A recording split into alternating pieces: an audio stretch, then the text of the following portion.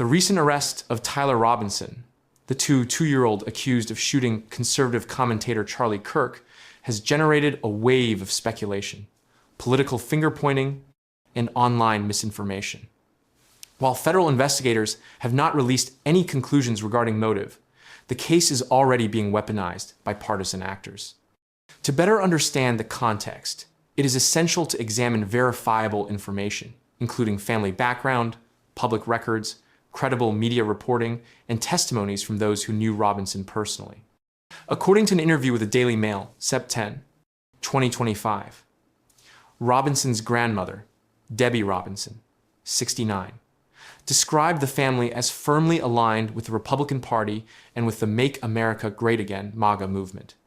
She stated, "My son, his dad, is a Republican for Trump. Most of my family members are Republicans.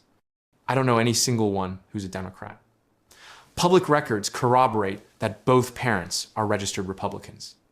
Robinson's father, Matt Robinson, owns a countertop and cabinetry installation business in Washington, Utah, while his mother, Amber Robinson, is a licensed social worker. Both parents have held hunting licenses, and social media posts suggest that firearms are a recurring feature of family life. A 2017 photo, published by multiple outlets, shows a teenage Tyler Robinson dressed in a Donald Trump costume, an indication of the family's political environment, though not necessarily conclusive evidence of his own views. Here, the narrative becomes less clear. While Robinson's voter registration history lists him as nonpartisan, Utah Governor Spencer Cox remarked publicly that Robinson had become more political in recent years. The Guardian reported that a high school friend, speaking anonymously, recalled Robinson as the only member of his family who leaned left, describing him as having more extreme political views in high school. This presents a contradiction. On one hand, a family embedded in Republican, pro-gun Massachusetts GA circles.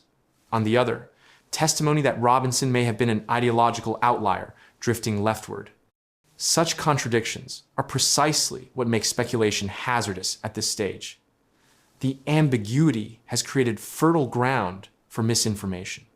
A widely circulated photo purporting to show Robinson wearing a Trump t-shirt was quickly debunked. Fact-checkers pointed out the original, unaltered photo, likely taken on a college move-in day, showed no such shirt. Similarly, Federal Election Commission records confirm that while a Tyler Robinson in Utah did donate to Donald Trump's 2020 campaign, this was a different individual who merely lived in the same region. Despite these clarifications, several Republican commentators online have already declared Robinson to be a radical leftist and used the incident to advance partisan narratives. This eagerness to assign motive before investigators speak is an unfortunately familiar pattern in the aftermath of high-profile shootings. Additional insights come from individuals who attended high school with Robinson. One former classmate described him in a viral video as a Reddit kid, quiet, withdrawn, heavily engaged in online spaces. The classmate argued that Robinson's behavior reflected the dangers of digital radicalization. This is the kind of thing that happens when you spend way too much time online and all of a sudden your beliefs are all the way this way or all the way that way. Such testimony suggests that Robinson may not fit neatly into some conventional political categories, but instead may have been influenced by the chaotic, polarized online environment that has shaped so many young men in recent years. Political scientists and sociologists have warned repeatedly about the accelerating radicalization of young people online. Algorithms on platforms such as TikTok, YouTube, and X, formerly Twitter, can funnel impressionable users into echo chambers of extremism, whether far right or far left. As writer Adam Mockler himself, 22, the same age as Robinson, observed in a widely shared post, young men are being radicalized by the internet at an unprecedented rate, accelerated by COVID's isolation, plus foreign actors incentivizing this kind of content. I've seen it happen to many of my friends. Mockler's remarks highlight that the central issue may not be whether Robinson was a leftist or a MAGA Republican, but rather that he appears to have fallen prey to the same structural forces driving online radicalization across the ideological spectrum. Indeed, the tragedy coincided with another case.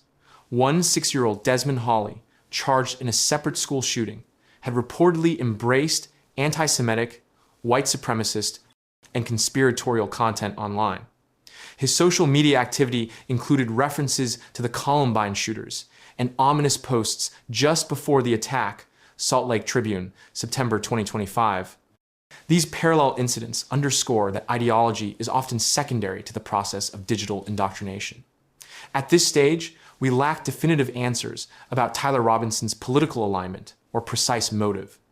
What is clear, however, is that misinformation is already distorting public perception, and partisan exploitation threatens to deepen divisions.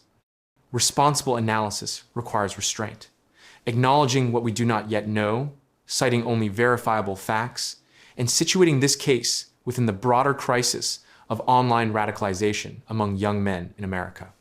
Whether Robinson leaned left, right, or oscillated between extremes, the more pressing truth is that he appears to be another casualty of a digital ecosystem that thrives on outrage, division, and extremism. Until society confronts that underlying problem, such tragedies are likely to repeat.